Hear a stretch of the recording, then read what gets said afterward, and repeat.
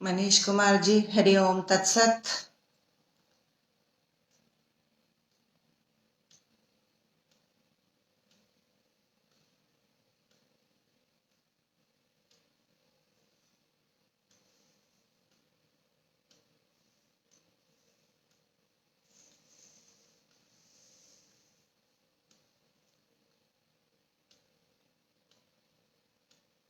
कुछ तो बोले। सब सही दिख रहा है आपको? 7 बजे शुरू करते हैं।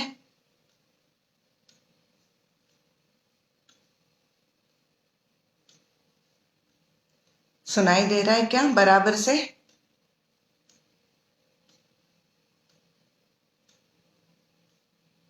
सुनाई दे रहा है बराबर से?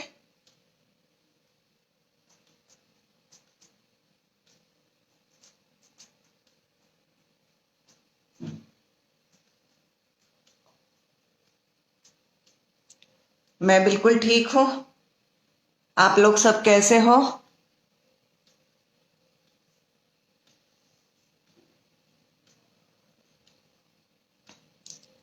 बहुत बहुत धन्यवाद मुझे इस मंच पर आमंत्रित करने के लिए।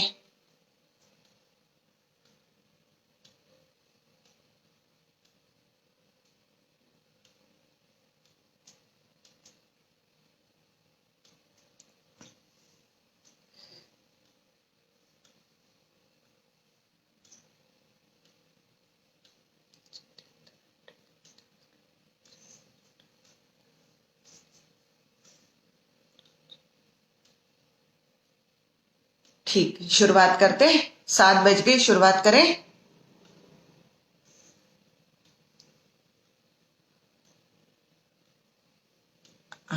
मेरा नाम अर्चना रेगे है।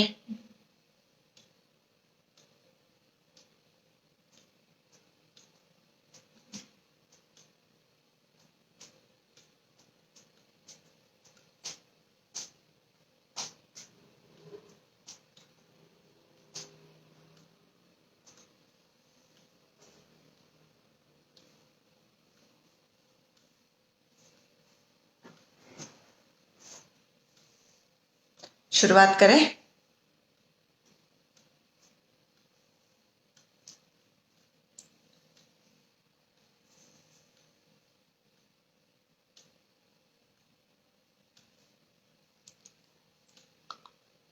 धन्यवाद।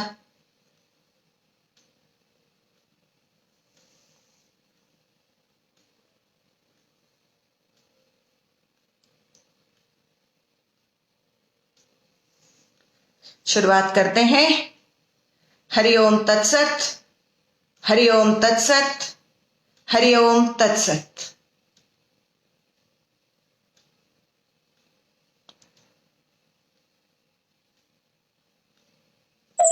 सर्वप्रथम छठे अंतर्राष्ट्रीय योग दिवस के उपलक्ष्य में राजमाता अहिल्या योग केंद्र द्वारा जो यह फेसबुक लाइव सेशन किया जा रहा है, जिसका आज 154वां दिन है,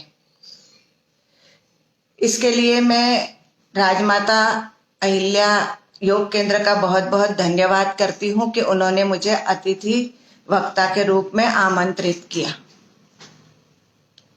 आज का विषय मुझे जो दिया गया है वो अस्थमा और योग, दमा रोग और उसका यौगिक पद्धति से उपचार किस तरह किया जाए, यह मेरा आज का विषय है। सर्वप्रथम हम सेशन शुरुआत करने के पहले एक छोटी सी प्रार्थना कर लेते हैं। प्रार्थना के लिए पद्मासन या अर्ध पद्मासन में बैठ जाइए। रीढ़ की हड्डी बिल्कुल सीधी रखेंगे। हाथों को घुटनों पे रख लीजिए, चिन्ह मुद्रा या ज्ञान मुद्रा के रूप में। आंखों को धीरे से बंद कर लीजिए। सजगता श्वास प्रश्वास पर लगाए रखिए और मन को स्थिर करने का प्रयास।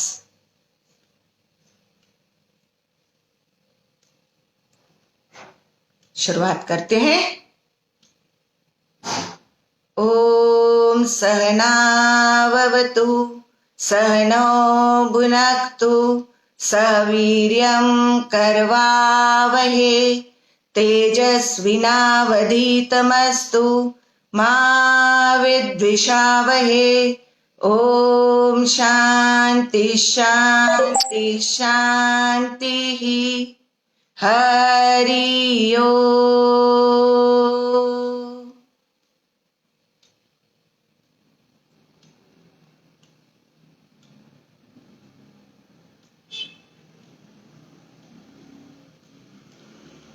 हरि ओम तत्सत। राजमाता अहिल्या योग केंद्र का 154वां दिवस का लाइव फेसबुक पे मैं अर्चना रेघे बिहार स्कूल ऑफ योग से जुड़ी हुई हूँ। बिहार स्कूल ऑफ योग एक डीम्ड योग की यूनिवर्सिटी है जो सिर्फ योग ही सिखाती है। केवल योग ही कार्य होता है, जिसमें मैं सत्यानंद योग पद्धति का अनुसरण करती हूँ। सत्यानंद योग पद्धति को ही अपनाती हूँ। मेरे गुरु श्री स्वामी निरंजनानंद सरस्वती जी भी योग के ही गुरु हैं, जो बिहार स्कूल ऑफ योग के परमाचार्य है। उनके ही आशीर्वाद से आज मैं ये कार्य कर पा रही हूँ। मेरा आज का जो विषय है वो अस्थमा या दमा रोग है। आज हम दमा रोग या अस्थमा रोग के बारे में जो चर्चा करने वाले हैं कि अस्थमा रोग दमा रोग कैसे होता है, उसके क्या क्या कारण है, उसको निवारण करने के लिए योग में क्या क्या पद्धतियां हैं, किस तरह हम उसका निवारण कर सकते हैं, और मेरे कुछ अपने अनुभव भी मैं आपके साथ साझा करना चाहूंगी जो मैंने अपने लंबे योग के क्लास के इसमें अनुभव किए हैं। मैं पिछले 12 वर्षों से योग की क्लास चला रही हूं। हाल के वर्षों में ही मैंने एमए योग भी किया हुआ है। तो सबसे पहले हम बात करेंगे कि अस्थमा रोग होता क्या है और वो कैसे होता है। अस्थमा रोग यानी होता है श्वास लेने में तकलीफ। श्वास लेने में हमें तकलीफ क्यों होती है, पहले हम इस बारे में बात करेंगे। अस्थमा रोग में क्या होता है, जो हमारी ये श्वास की नली रहती है जिससे हम श्वास लेते हैं नासिका से फेफड़ों तक, वो नली किन्हीं भी कारणों से, कोई भी कारण हो सकता है उसका, वो सिकुड़ती जाती है। उसके आसपास की जो मांसपेशियां है वो सिकुड़ जाती है, जिससे हम जो श्वास अंदर की ओर ले रहे हैं उसका मार्ग अवरुद्ध होने लगता है। मार्ग अवरुद्ध होने के कारण क्या होता है कि हम श्वास धीरे धीरे अंदर ले पाते हैं। धीरे धीरे अंदर ले पाते हैं यानी हम जोर लगा के अंदर लेते हैं। श्वास को अंदर लेने के लिए जोर लगाना पड़ता है, जिससे हमें गले में खरखराहट होती है और जोर लगा के श्वास लेते हैं। इसे ही अस्थमा रोग कहा जाता है। अस्थमा रोग कैसे पता पड़ता है कि हमें अस्थमा है? जब हम थोड़ा सा भी चलते हैं या कुछ छोटे से काम भी करते हैं तो हमारा दम फूल जाता है। अस्थमा रोग ऐसे ही परिलक्षित होता है। जैसे हम यहां से 10 सीढ़ियां चढ़ रहे, इन 10 सीढ़ियां चढ़ने में भी हमारा दम फूलने लगता है, श्वास लेने में कठिनाई होने लगती है। यही अस्थमा रोग का लक्षण है। अब अस्थमा रोग में क्या, क्यों और कैसे होता है, हम इसके बारे में भी बातचीत कर लेते हैं। अस्थमा रोग होने के कई कारण हैं। सबसे पहला कारण भी हो सकता है पैतृक। पैतृक कारण का मतलब क्या होता है कि आपके पिताजी को यह रोग है या आपकी माताजी को यह रोग है, आपके दादी दादा नाना नानी, किसी परिवार में किसी को यह रोग पहले से ही, तो यह आपके जीन्स के साथ आप में आ जाता है। इस कारण से भी अस्थमा के रोग को होने का कारण है। पिछली 6-7 पीढ़ियों में भी यदि आपके परिवार में किसी को अस्थमा रोग है तो आपको भी अस्थमा रोग होने की संभावना हो जाती है। दूसरा एक कारण है कि एलर्जी से भी अस्थमा रोग हो जाता है। किसी चीज की एलर्जी, जैसे क्या होता है कि मेरे पास एक सज्जन आते थे मेरी क्लास में, उन्हें क्या होता था, उन्हें बड़े एक अजीब सी एलर्जी थी। जैसे गर्मी के मौसम के बाद पहली बारिश होती थी, पहली बारिश में जो मिट्टी की भीनी भीनी सुगंध आती है, जो आपको हमको सबको बहुत अच्छी लगती है, लेकिन उस सुगंध से उनको एलर्जी हो जाती थी और इतनी अटैक इतना तेजी से आता था कि वो पता भी नहीं कर पाती थी और उन्हें सांस की तकलीफ शुरू हो जाती थी। ये एक प्रकार की एलर्जी हुई। दूसरी प्रकार की एलर्जी कैसे हो सकती है कि जैसे वसंत ऋतु में आप समझ लीजिए कि परागकण निकल के अंकुरित होने के लिए इधर उधर उड़ते रहते हैं। बहुत से लोगों को उन परागकणों से भी एलर्जी हो जाती है और वह एलर्जी श्वास की तकलीफ के रूप में परिलक्षित होती है। यह भी अस्थमा का एक बहुत बड़ा कारण है। किन्हीं किन्हीं लोगों को मौसम के परिवर्तन से भी एलर्जी होती है। जैसे बरसात के बाद ठंड का मौसम आता है, अक्टूबर का महीना श्वास और दमा के रोगियों के लिए बहुत ही कष्टप्रद महीना होता है। या इधर हम देखिए जैसे मार्च का महीना, जिस समय होली रहती है, वह महीना भी ऋतु परिवर्तन का महीना रहता है। इस महीने में भी श्वास के दमा के रोगियों को बहुत ही तकलीफ रहती है। लेकिन ऐसा नहीं होता कि दमा का दौरा एकदम से अचानक से अपने को दिख जाता है।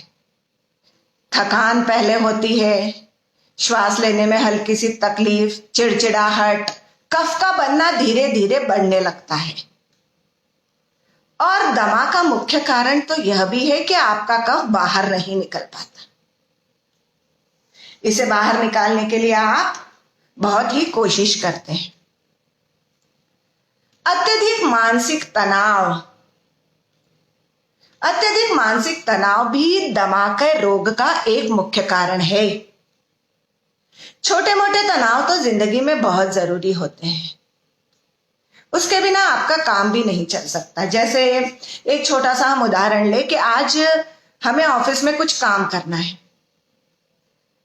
तो उसका एक छोटा सा तनाव हमें पाल लेना चाहिए कि हमें आज ऑफिस में जाते से ही हमें ये वाला हमारा काम खत्म करना है।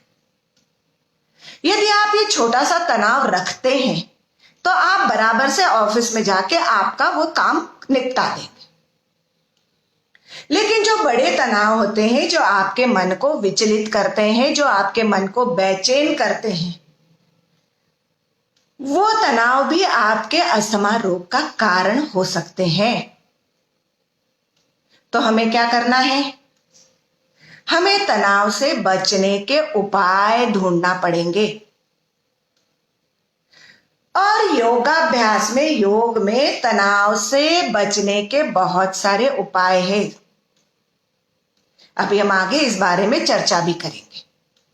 अस्थमा का एक और कारण है पुरानी कुंठाएं, पुराने दबे हुए मनोभाव। इसको हम इस उदाहरण के रूप में ले सकते हैं कि जैसे बाल्यावस्था में आपके साथ कुछ घटना घट गई, वह घटना आपके स्मृति पटल पे अंकित हो गई।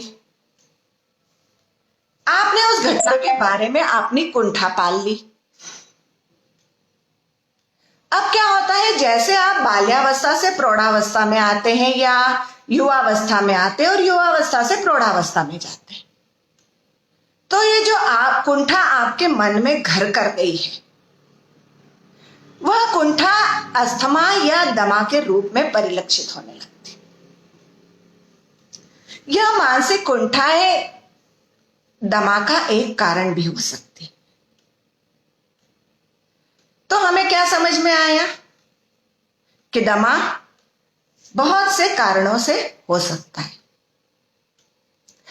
अब देखिए, दमा का रोग हो या डायबिटीज हो या ब्लड प्रेशर हो या कोई भी अन्य रोग हो, उसमें मन की एक बहुत बड़ी भूमिका रहती है। यदि आप मन में सोच लेते हैं कि मेरे साथ यह मेरा दौरा पड़ने वाला है या मुझे ब्लड प्रेशर बढ़ने वाला है, ऐसा यदि आप कुछ सोच लेते हैं तो निश्चित ही आपके मन पर यह दौरा पड़ेगा। इसलिए सबसे जरूरी है दमा से बचाव के लिए कि आप सकारात्मक आपके विचार रखें। आपके सकारात्मक विचारों का प्रभाव आपके मन पर बहुत बड़ा पड़ता है।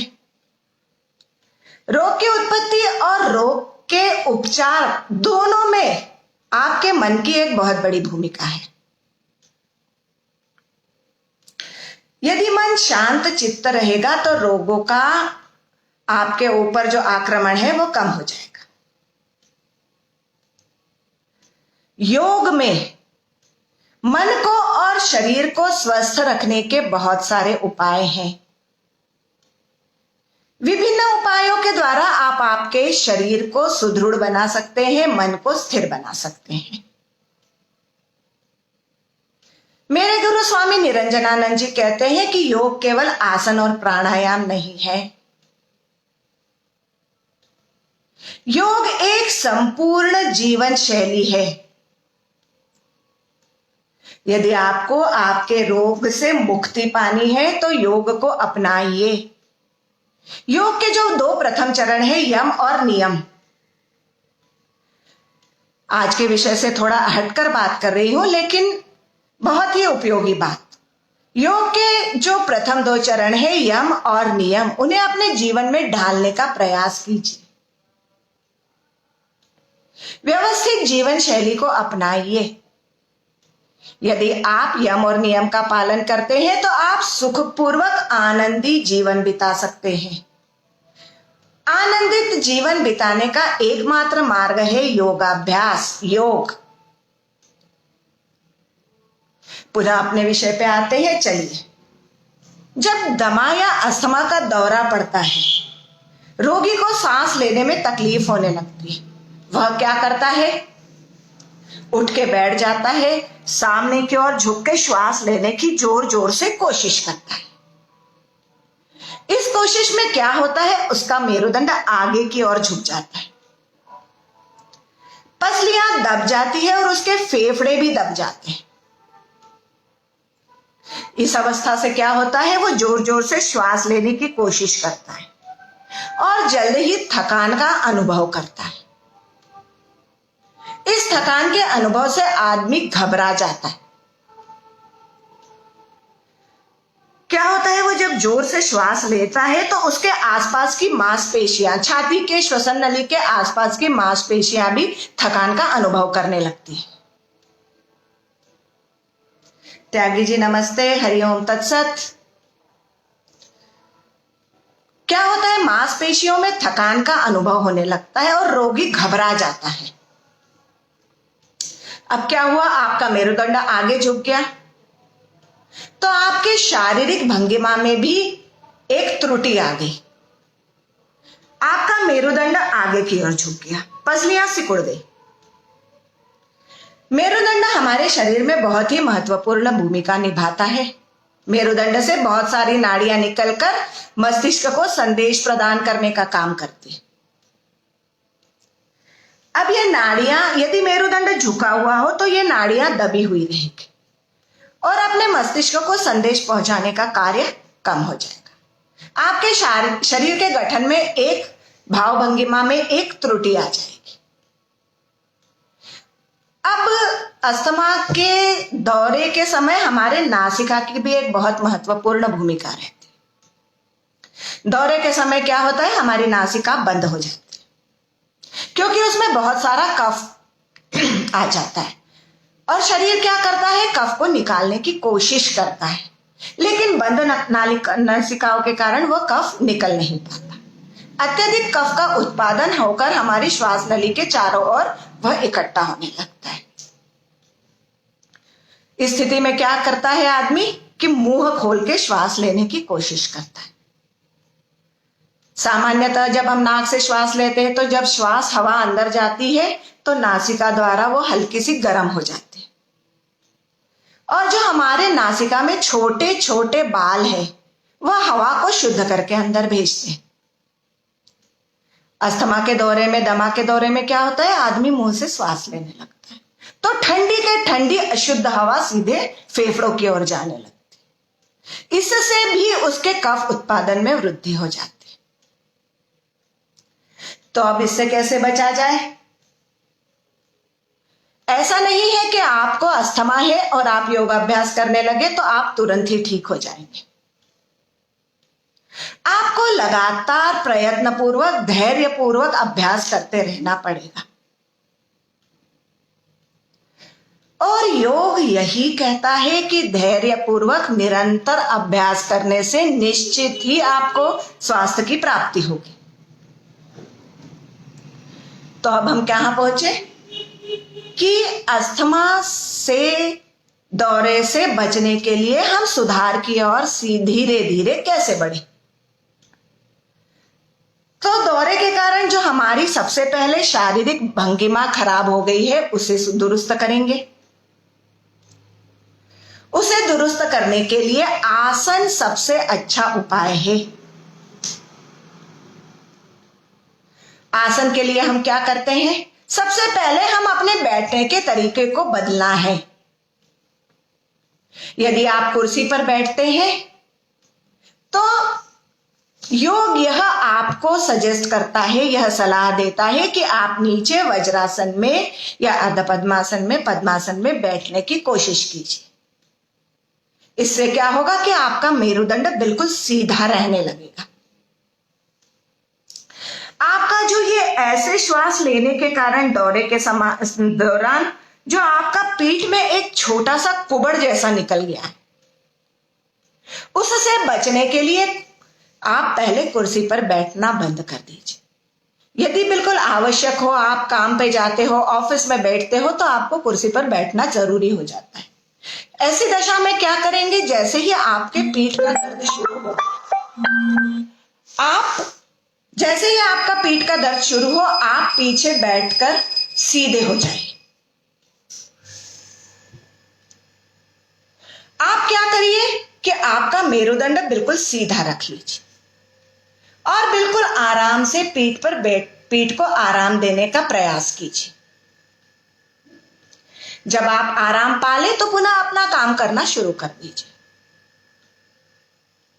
दमा के बहुत बड़े दौरे में क्या किया जाता है कि हाँ, योग में छोटे छोटे अभ्यास है जिन्हें पवन मुक्तासन कहते हैं। सबसे पहले हम अपने शारीरिक भाव भंगिमाओं को सुधारने का, आसन के द्वारा हम भाव भंगिमाएं कैसे सुधारेंगे उसकी बात कर रहे हैं। योग में ऐसे कई आसन है जिसके द्वारा आप अपनी भाव भंगिमाओं को सुधार सकते हैं। जैसे आप सूर्य नमस्कार कर सकते हैं, मार्जरी आसन कर सकते हैं, शशांक आसन कर सकते हैं, भुजंग आसन कर सकते हैं, शशांक भुजंगासन कर सकते हैं, धनुरासन कर सकते हैं, मकरासन कर सकते हैं, और आपके मेरुदंड को सीधा रखने के कई आसन है जिसे हम कर सकते हैं। लेकिन दमा का जब तेज दौरा पड़ता है उस समय ये बड़े बड़े आसन हमें नहीं करने हैं। उस समय हमें ये छोटे छोटे आसन करने हैं। तो छोटे आसन में क्या आसन आते हैं? पवन मुक्तासन के छोटे से आसन। हमारे स्वामी श्री सत्यानंद सरस्वती द्वारा छोटे छोटे आसन, 16 आसन जिन्हें पवन मुक्तासन कहा जाता है, दिए गए हैं। ये छोटे छोटे आसन पैर की उंगलियों से गर्दन की रीढ़ की हड्डी तक के 16 आसन जो जोड़ों को खोलने का काम करते हैं। जोड़ों में जमी हुई वायु आदि ये निकालते हैं। ये छोटे छोटे आसन इतने उपयोगी है कि आप दमा या अन्य किसी रोग में भी यह आसन करते हैं तो आपके लिए ये बहुत ही उपयोगी है। छोटे छोटे अभ्यास करिए। धीरे धीरे ये आसन करने से आप में आत्मविश्वास जागृत होने लगेगा। ये आत्मविश्वास ही आपको दमा के दुष्चक्र से बाहर निकलने में मदद करेगा। ये आपकी जो झुकी हुई रीढ़ की हड्डी है जो सीधी हो जाएगी आसनों के अभ्यास से, ये आप में एक आत्मविश्वास उत्पन्न कर देगी। जैसे जैसे आपका दमा का दौरा कम होता जाएगा, आगे धीरे धीरे धैर्यपूर्वक बड़े आसनों की ओर बढ़िए। अब आसनों से हम शरीर की भाव भंगिमा सुधार लेंगे। इसके अलावा योगासन, योग विद्या में शरीर शुद्धिकरण की भी क्रियाएं हैं। क्या होता है, शरीर में अत्यधिक कफ, अत्यधिक अम्ल जमा होने के कारण भी दौरा पड़ता है। तो इस जमे हुए कफ को हम शरीर से बाहर कैसे निकालें? उसके लिए हमारे पास शरीर शुद्धिकरण की कुछ क्रियाएं हैं। जैसे मैंने पहले आपको बताया कि नासिका छिद्र बंद हो जाते हैं। साइनस, ये सारे जो हमारे साइनस है ये कफ से भर जाते हैं। इसको शुद्ध करने के लिए योग में एक शुद्धिकरण की बहुत ही अच्छी क्रिया है, नेति क्रिया। जल नेति क्रिया के द्वारा हम अपने ये जो बंद अवयव है, ये जो हमारे साइनस बंद है, नासिका बंद है, जिसके कारण हम श्वास लेने में तकलीफ पाते हैं, मुंह से श्वास लेने लगते हैं, उसे हम नेति के द्वारा खोल देते हैं। नेति क्रिया क्या है? कुनकुना पानी, कुनकुने नमकीन पानी, कितना नमकीन? हमारे आंसू के बराबर नमकीन पानी को एक टोटी वाले लोटे में, एक लोटे में जिसमें एक टोटी लगी रहती, उस टोटी वाले लोटे में लेकर नाक के छेद में लगाते हैं। एक एंगल से हम अपने सिर को सीधे बनाते हैं और नाक से कुनकुना पानी एक नासिका से अंदर डालकर दूसरी नासिका से बाहर निकाल देते हैं। यह नेति क्रिया है। आप थोड़ा सा पानी, जितनी आपकी क्षमता उतना पानी एक नासिका से डालिए, दूसरी से निकालिए, सिर का एक विशेष एंगल बनाकर, फिर दूसरी नासिका से डालिए और इधर से निकाल दीजिए। यह हो गई नेति क्रिया। नेति क्रिया में आपके ये जो साइनस है इसमें जमा हुआ कफ निकल जाता है और आपकी नासिका खुल जाती है। अब आता है कि गले और श्वसन नली, अन्न नलिका में जमा हुआ कफ हम या पित्त या गंदगी हम बाहर कैसे निकालें? इसके लिए एक उत्तम क्रिया है कुंजल क्रिया।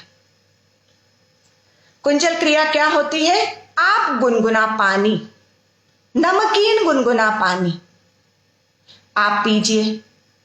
6 ग्लास 8 ग्लास नमकीन गुनगुना पानी पी लीजिए कटा-कटा,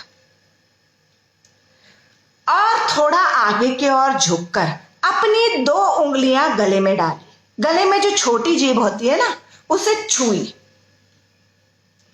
उसको छूने से क्या होगा कि आपको वमन हो जाएगा। आपको वमन होगा तो क्या होगा? आपके जो छाती में, फेफड़ों में या अन्न नलिका में जमा हुआ कफ है वो वमन के द्वारा बाहर निकल जाएगा। आप देखिए, आप केवल नेति और वमन करेंगे, कुंजल क्रिया करेंगे, रोगी को बहुत ही आराम का अनुभव होगा।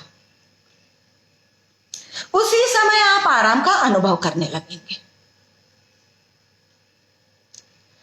ये 2 क्रियाएं। इसके अलावा एक और शुद्धिकरण की क्रिया है लघु शंख प्रक्षालन। लघु शंख प्रक्षालन में हमारी जो आंतें हैं उसके अंदर जमा हुआ मैल, कफ, आव, उसको साफ करने का एक तरीका है लघु शंख प्रक्षालन। शंख प्रक्षालन भी एक तरीका है जो बहुत बड़ा है और उसमें बहुत सारी सावधानियां लेनी होती है। लघु शंख प्रक्षालन के द्वारा हम अपनी आंतड़ियों में जमी हुई, आंतों में जो जमी हुई गंदगी है, मैल है, कफ है, आव है, उसे हम साफ करते हैं। लघु शंख प्रक्षालन क्या चीज होती है? नमकीन गुनगुना पानी 2 गिलास पीजिए। उस नमकीन गुनगुने पानी को पीने के बाद 5 आसन है। ताड़ासन, तिर्यक ताड़ासन, कटी चक्रासन, भुजंगासन और तिर्यक भुजंगासन। ये 5 आसन 8-8 की आवृत्तियों में कीजिए। फिर पुनः आप 2 गिलास नमकीन पुनः पानी पीजिए गुनगुना। फिर से ये 5 आसन कीजिए। फिर से गुनगुना पानी 2 गिलास पीजिए। घटाघट पीना है, धीरे धीरे सिप सिप करके नहीं पीना, घटाघट पीजिए। पुनः ये 5 आसन कीजिए 8-8 की आवृत्ति में। उसके बाद आपको तीव्रता से शौच जाने का एहसास होगा। 2-3 बार आप दिन में शौच जाएंगे, आपके पेट की सारी गंदगी साफ। इसके बाद आपको केवल खिचड़ी का सेवन करना है, बहुत सारा घी डाल के। दिन भर कोशिश कीजिए कि आप चाय, कॉफी या गरिष्ठ भोजन या मसालेदार खाना ना खाएं। अब देखिए, हमने पूरे शरीर की शुद्धि कर ली। नेति के द्वारा चेहरे के प्रदेश की, कुंजल के द्वारा पेट की, आमाशय तक की और अन्न नलिका की, और लघु शंख प्रक्षालन के द्वारा हमारे सारे पेट के समय। जब शरीर की सफाई हो जाती है तो मन पर भी इसका बहुत असर पड़ता है। जैसे मैंने पहले कहा कि किसी भी रोग में, अस्थमा हो या दमा हो, उस पर मन का बहुत ही प्रभाव पड़ता है। तो यह कुछ क्रियाएं हैं जो शरीर को शुद्ध करती है और हमें आराम का, रोगी को आराम का एहसास होता है। तो हमने शारीरिक गठन के लिए आसन की बात कर ली। कोई भी आसन बलपूर्वक नहीं करना है। जितना आपकी क्षमता हो उतना ही आसन करिए। उसी तरह ये शुद्धिकरण की क्रियाएं भी आपको किसी योग शिक्षक के नेतृत्व में ही करनी है। अपने आप से कोई भी क्रियाएं करने का प्रयास ना करें। पहले योग शिक्षक से सीखिए, उसमें पारंगत हो जाइए, फिर ही अपने आप से करिए। तीसरी जो उपचार पद्धति है वो है प्राणायाम की उपचार पद्धति। योग में प्राणायाम का बहुत ही महत्व है, लेकिन यह प्राणायाम कोई सरल क्रिया नहीं है। यह एक अत्यंत ही महत्वपूर्ण क्रिया है। इसके लिए पहले हमें अपने शरीर को बनाना होता है। शरीर को बनाने के लिए पहले हम छोटे छोटे आसन करेंगे और फिर हमारा शरीर जब इस लायक बन जाए कि हम ठीक से प्राणायाम करें तो आप प्राणायाम की अभ्यास कर सकते हैं।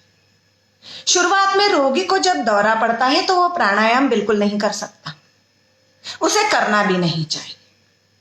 पहले ठीक से श्वास लेने की कोशिश कर लेनी चाहिए। ऐसा भी नहीं है कि आप योगोपचार कर रहे हैं इसलिए आप एलोपैथी का जो आपका स्प्रे है या कुछ है नहीं ले। तीव्र दौरे में आप स्प्रे लेके आराम पा लीजिए और फिर धैर्यपूर्वक लगातार निरंतर योगाभ्यास की ओर बढ़िए। इस स्थिति में क्या होता है, जब दौरा पड़ता है तो आप श्वास ले नहीं सकते, आप प्राणायाम कर ही नहीं सकते, तो ना करें। दौरा जब सामान्य हो जाए, आप सामान्य श्वास प्रश्वास करने लगे, उस स्थिति में आप लीजिए, प्राणायाम करिए। सबसे पहला और सरल प्राणायाम पहले करेंगे अनुलोम विलोम का प्राणायाम। अनुलोम विलोम में क्या करते हैं, एक नासिका को, जैसे समझिए हमने दाहिनी नासिका को बंद किया, जोर से बंद नहीं करना है, केवल हल्के से बंद करना है। उस समय हमारी क्या हुई, बाई नासिका खुली हुई। बाई नासिका से हम धीरे धीरे श्वास लेंगे, जोर जबरदस्ती नहीं करनी है, बिल्कुल आराम से सजगता पूर्वक श्वास लीजिए। गिनती से श्वास लीजिए और उसी नासिका से उसी गिनती से श्वास छोड़ दीजिए। उदाहरण के लिए समझो हमने दाहिनी नासिका से 3 की गिनती में श्वास ली है तो 3 की ही गिनती में छोड़ेंगे। ये सबसे सरल और आसान प्रारंभिक प्राणायाम है अनुलोम विलोम। फिर क्या करेंगे, दाहिनी नासिका को बंद कर देंगे और बाईं नासिका को खोल देंगे। अब हमें गिनती बदलना नहीं है, श्वास में जोर जबरदस्ती करना नहीं है, बहुत ही आराम से श्वास लेना है और आराम से छोड़ना है। गिनती वही रहेगी। अब बाईं से 3 की गिनती में हमने श्वास ली है और श्वास उसी गिनती में छोड़े। प्रारंभिक अभ्यास है। दाईं और बाईं नासिका से लेना और छोड़ना एक चक्र। अपनी क्षमता के अनुसार आप ये अभ्यास करिए। जरूरी नहीं है कि 3 गिनती ले। आपको तकलीफ हो रही है, आप 2 की गिनती भी कर सकते हैं और आप ले सकते हैं तो 6 की गिनती भी कर सकते हैं। जब आप इस अभ्यास में पारंगत हो जाए तो आप नाड़ी शोधन प्राणायाम पे जा सकते हैं। नाड़ी शोधन प्राणायाम भी इसका ऊपरी रूप है।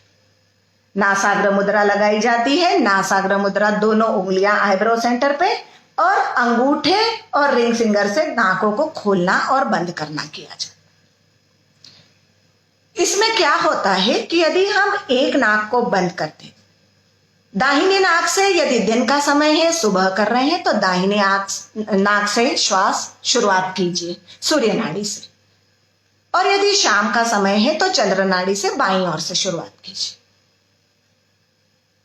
दाहिनी ओर से 3 की गिनती में श्वास ली नासाग्र मुद्रा लगा के, और बाईं ओर से उसी 3 की गिनती में छोड़ दी। फिर बाईं ओर से उसी 3 की गिनती में श्वास ली और दाहिनी ओर से छोड़ दी। यह हुआ एक चक्र। नाड़ी शोधन प्राणायाम की प्रारंभिक अवस्था। दूसरी अवस्था में हम क्या करेंगे, 3 की गिनती से लेंगे और 6 की गिनती से छोड़ने का प्रयास करेंगे। दाईं और बाईं का कंसेप्ट वही है। 3 की गिनती से लिया, 6 की गिनती से छोड़ दिया। कुछ महीनों कुछ दिनों के प्रयास के अभ्यास के बाद आपको इसकी आदत हो जाएगी। ये कौन सा प्रतिशत रेशो हुआ, 1:2। तीसरी स्टेज क्या है, 3 की गिनती में ली, 3 की गिनती में रोकी और 3 की गिनती में छोड़ दी।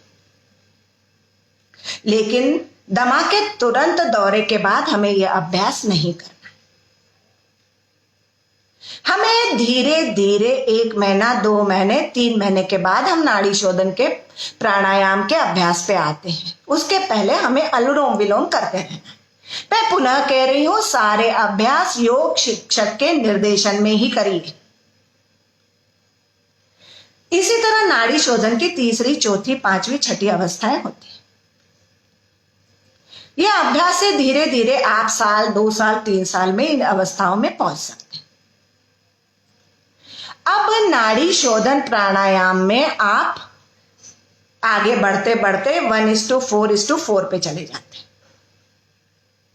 इसके बाद क्या होता है, प्राणायाम की क्रिया के बाद एक बहुत अच्छा प्राणायाम, नाड़ी शोधन के बाद भस्त्रिका प्राणायाम भी किया जा सकता है।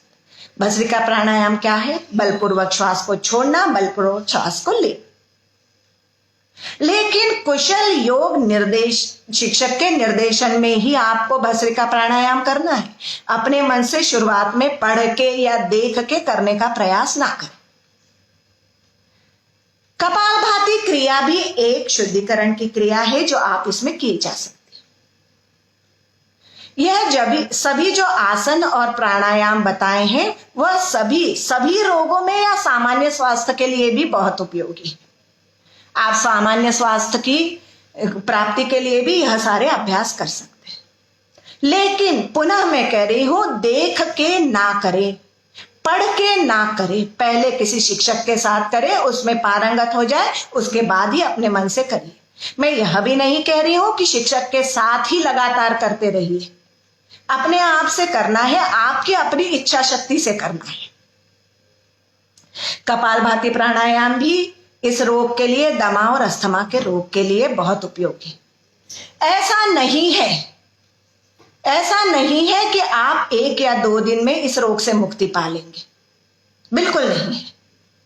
आपको लगातार निरंतर धैर्य पूर्वक इस रोग से मुक्ति का उपाय ढूंढना है।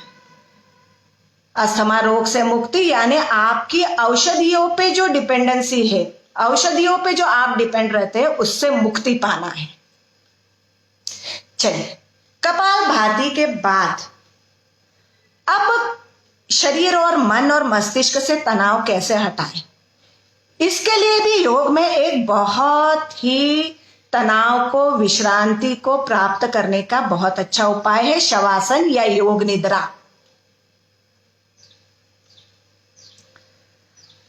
योग निद्रा में क्या होता है? अच्छा, प्राणायाम में एक भ्रामरी प्राणायाम भी बहुत उपयोगी है जो तनाव को कम करता है। भ्रामरी प्राणायाम के द्वारा जो तनाव से उत्पन्न रोग है, तनाव को कम कर देंगे, मस्तिष्क को शांति पहुंचाएंगे, तो अपने आप हमारी रोग के दौरा पड़ने की क्षमता कम हो जाएगी।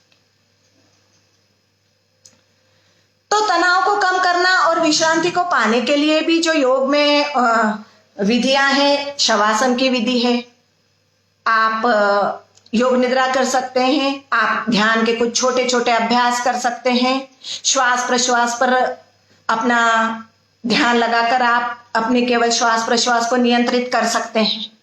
दमा में क्या होता है? आपके श्वास प्रश्वास ही कमजोर हो जाती है, आपके फेफड़े कमजोर हो जाते हैं। प्राणायाम से आप आपके फेफड़ों में मजबूती ला रहे हैं और श्वास प्रश्वास को नियंत्रित कर रहे हैं। अब हम विश्रांति की ओर बढ़े। विश्रांति में यानी क्या? आपके मन में पूर्ण शांत चित्त प्रकार लाना, आपके मानसिक तनावों को बिल्कुल कम कर देना। अब ये मानसिक तनाव को कम करने का उपाय क्या है? योग में इसका बहुत अच्छा उपाय है, आप योग निद्रा का अभ्यास कीजिए, या एक ध्यान की छोटी सी एक प्रक्रिया है जिसे अजपाजप कहा जाता है।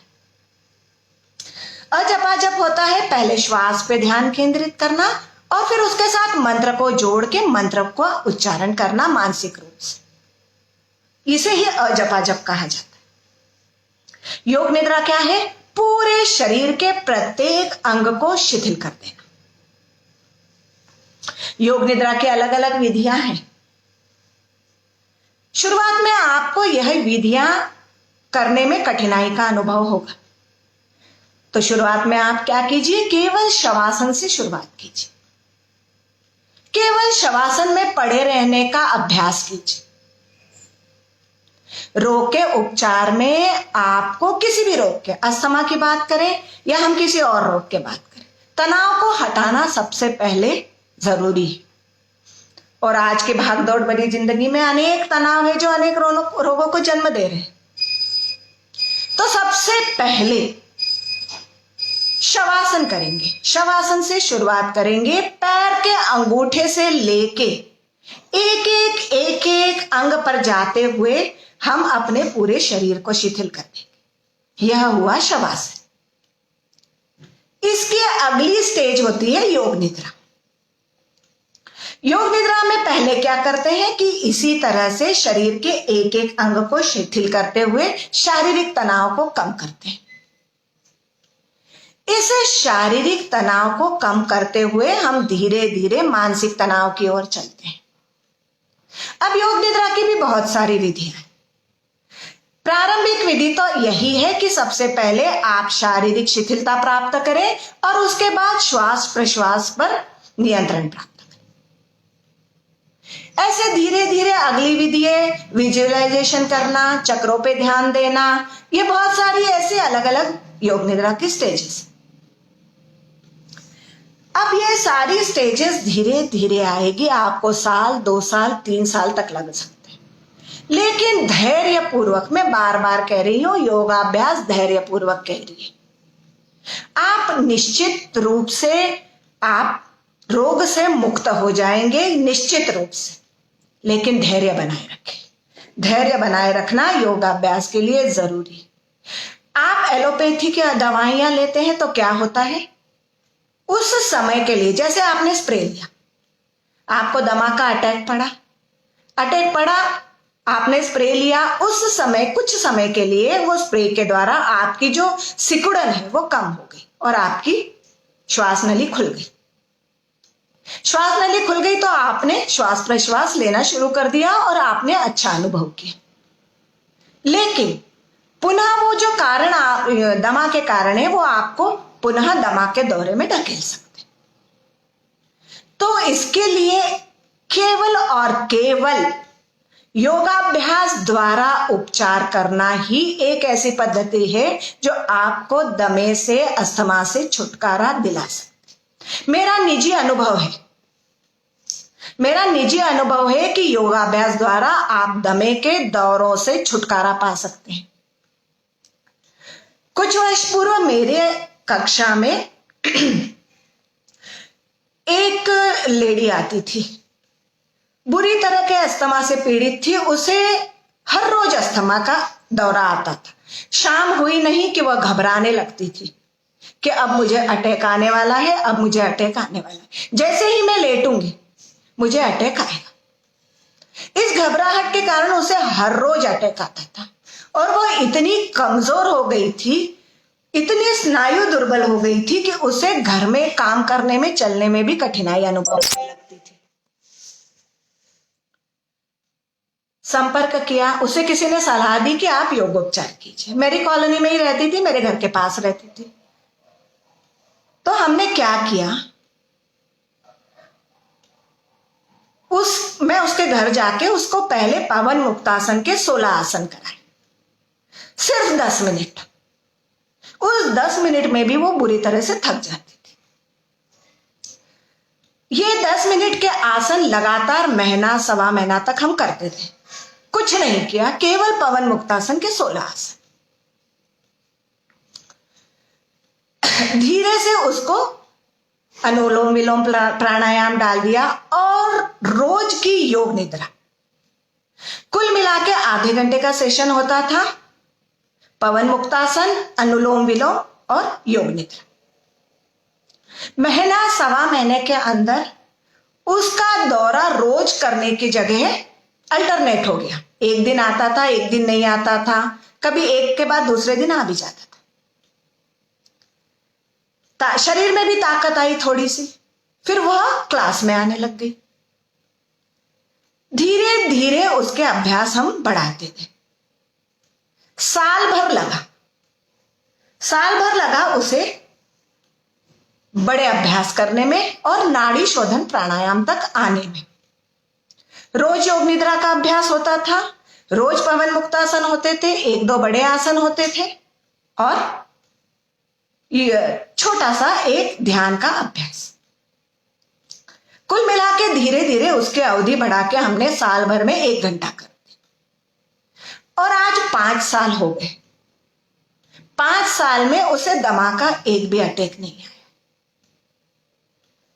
धैर्यपूर्वक उसने किया, उसे उसके परिणाम प्राप्त हुए। इसके साथ आयुर्वेद की एक औषधि भी है, ब्रेथ इजी, केरला आयुर्वेद वालों की है, उसका भी उसने सेवन किया। आज वो दमे से, अस्थमा से पूरी तरह मुक्त है। 5 साल हो गए उसे अस्थमा का अटैक नहीं आया। लेकिन ऐसा नहीं है कि 5 साल में नहीं आया है तो अब आप आगे नहीं आएगा। आपको योगाभ्यास जारी रखना है। सुबह का 1 घंटा आप निश्चित कर लीजिए कि सुबह का 1 घंटा हम योगाभ्यास के लिए देंगे। तो अब हमने पूरे इस सेशन में क्या सीखा? दमे के दौरे में मन की बहुत बड़ी भूमिका है। आप यदि घबरा गए, आपने आपका धैर्य छोड़ दिया, तो दमे के रोग से मुक्ति पाना आपके लिए असंभव रहेगा। यह दमे का दुष्चक्र चलता रहेगा। पहली बात, मन में एक निश्चय कर लीजिए, दृढ़ निश्चय जरूर होना चाहिए कि मुझे इस रोग से मुक्ति पानी है। धीरे धीरे आप योगाभ्यास करके अपने मन को सुदृढ़ बनाइए, आपके शारीरिक गठन को सुदृढ़ बनाइए, आपके शरीर की स्वच्छता कीजिए और दमे के दौरे से धीरे धीरे मुक्ति पा सकते। लेकिन इस सब में धैर्य की बहुत बड़ी आवश्यकता है और मन में उत्साह की बहुत बड़ी आवश्यकता है। उत्साह, यम नियम का एक महत्वपूर्ण बिंदु यह भी है, नियम का उत्साह रखिए, धैर्य रखिए, मन में अच्छे विचार, सकारात्मक विचार लाने की विधियां भी मैंने आपको बताई। तो निष्कर्ष हम क्या निकाल सकते हैं कि योगोपचार के द्वारा हम किसी भी रोग से, चाहे वह अस्थमा हो, चाहे ब्लड प्रेशर हो, चाहे डायबिटिक हो, कुछ भी रोग हो, किसी भी प्रकार का रोग, योगोपचार से हम इससे मुक्ति पा सकते। सबसे पहले मन को दृढ़ बनाना होगा। मन की दृढ़ता से ही आप इस रोग से मुक्ति पा सकते हैं।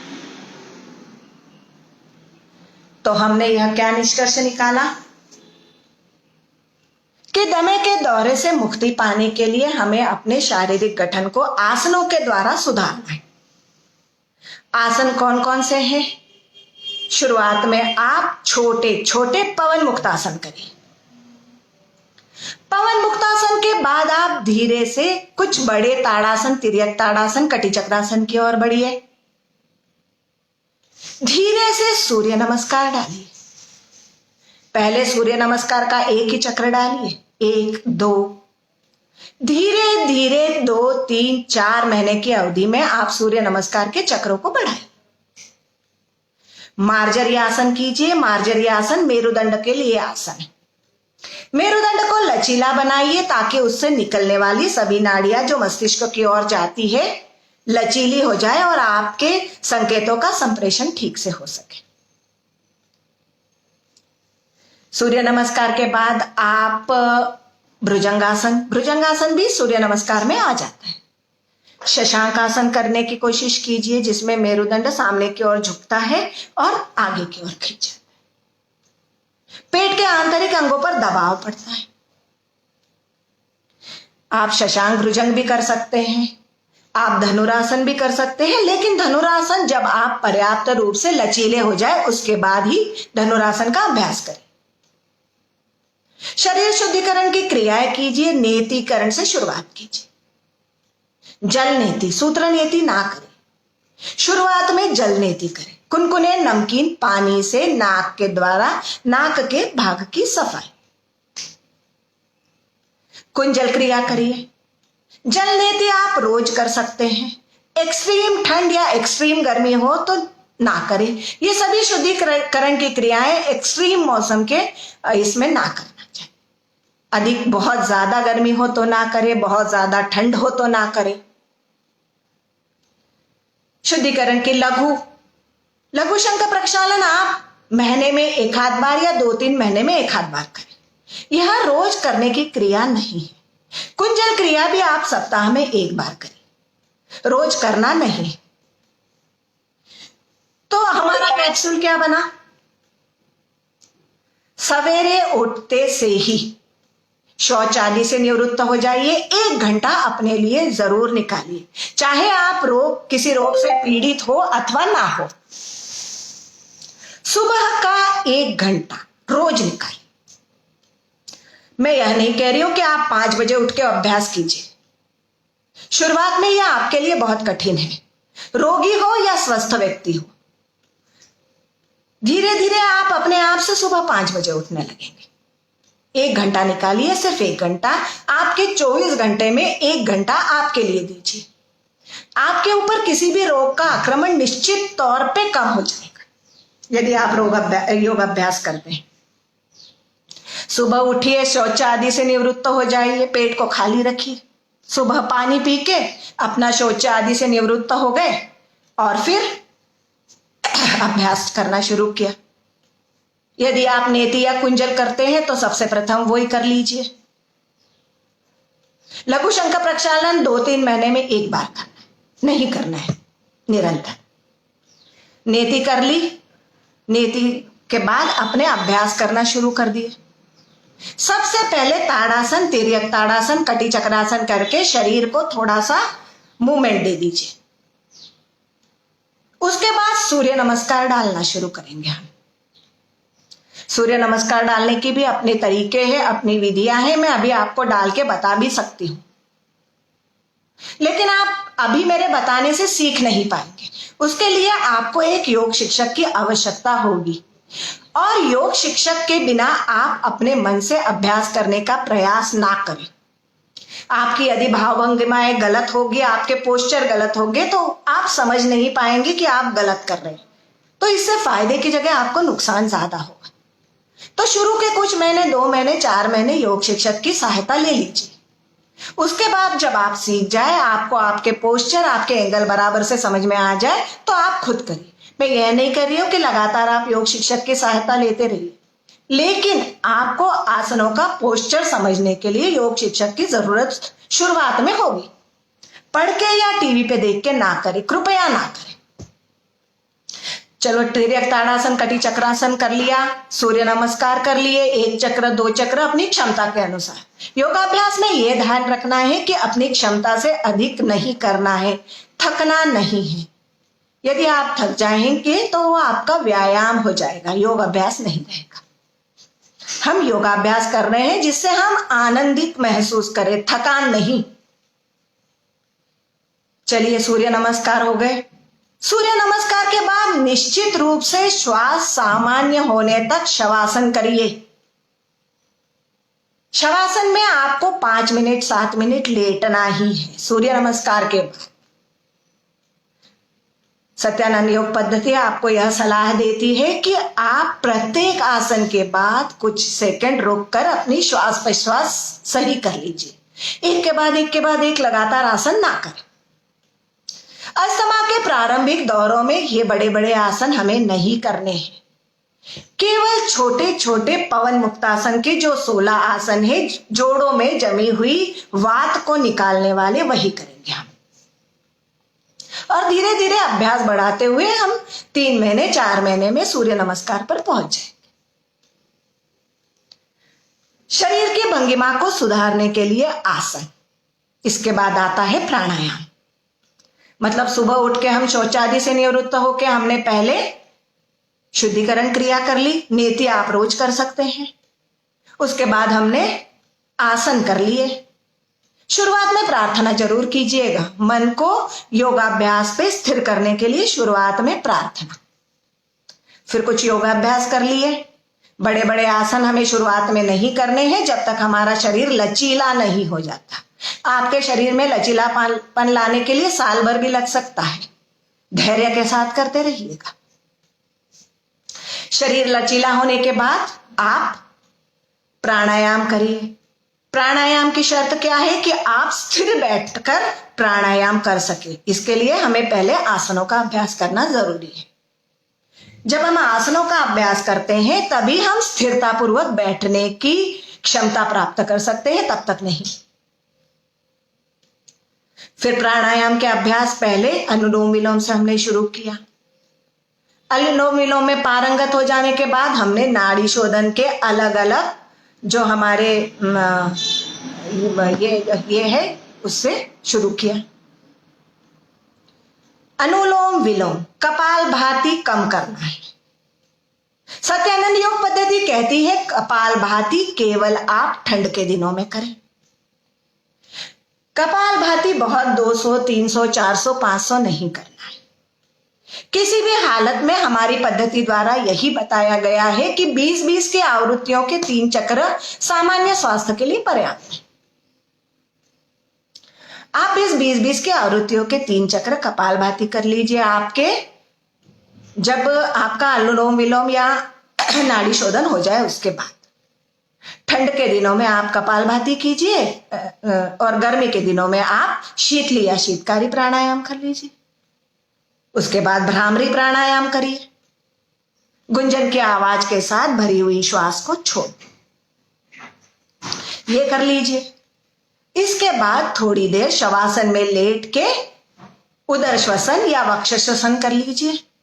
यह करने से आप शारीरिक और मानसिक रूप से पूरी तरह तनाव रहित हो जाएंगे। पूरी तरह आप तनाव रहित होकर ये अभ्यास करिए। आप देखिए, ये छोटा सा कैप्सूल है।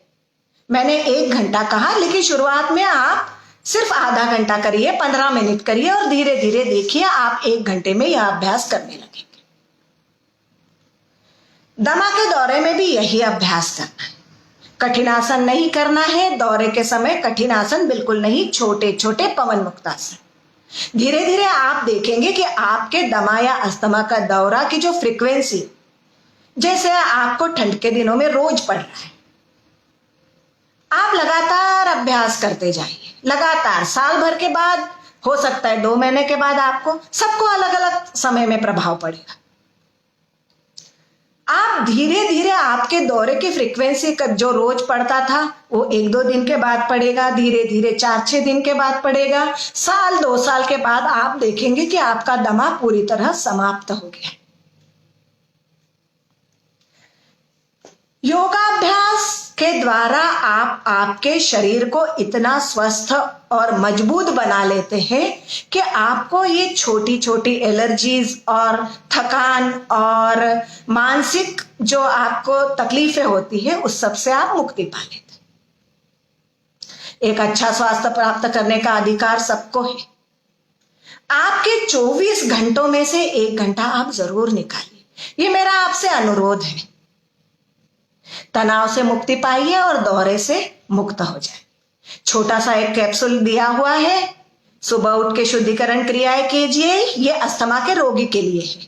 शुद्धिकरण क्रियाएं कीजिए, छोटे छोटे आसन कीजिए, प्राणायाम कीजिए और शिथिलीकरण की क्रियाएं कीजिए। सब कुछ करके आप लगातार करते रहिए। आप साल भर के अंदर दमे के दौरे की फ्रीक्वेंसी आपकी कम हो जाएगी। निश्चित तौर पे योग शिक्षक के साथ करिए। और सामान्य स्वास्थ्य प्राप्त करने के लिए तो बहुत से आसन हैं।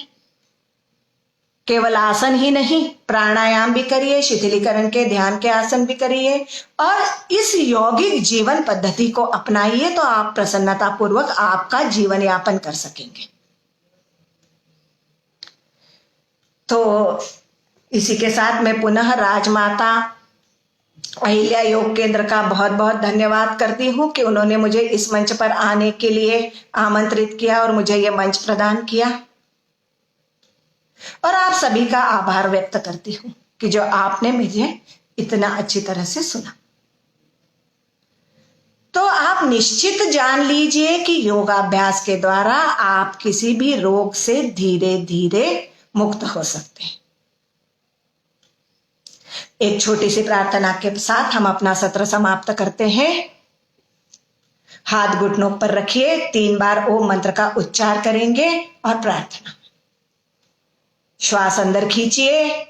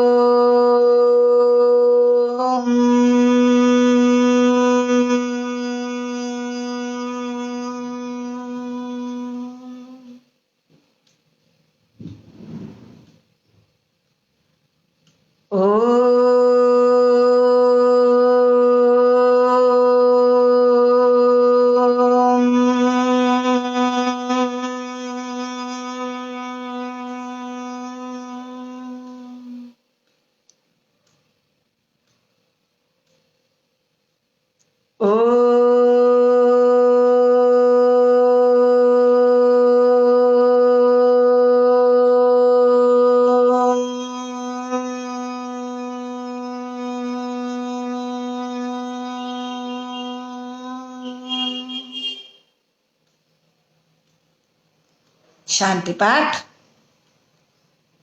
असतो मा सद्गमय तमसो मा ज्योतिर्गमय मृत्योर्मा अमृतं गमय। सर्वेषां स्वस्तिर्भवतु, सर्वेषां शान्तिर्भवतु, सर्वेषां पूर्णं भवतु, सर्वेषां मङ्गलं भवतु। लोका समस्ता सुखिनो भवन्तु। ॐ त्र्यम्बकं यजामहे सुगन्धिं पुष्टिवर्धनम् उर्वारुकमिव बन्धनात् मृत्योर्मोक्षेयमामृतात्। ॐ शान्ति शान्ति शान्तिः। हरि ओम। हरि ओम सत्सत। हरि ओम तत्सत। हरि ओम तत्सत। इसी के साथ ही हम अपना सत्र यहीं समाप्त करते हैं। हरि ओम तत्सत।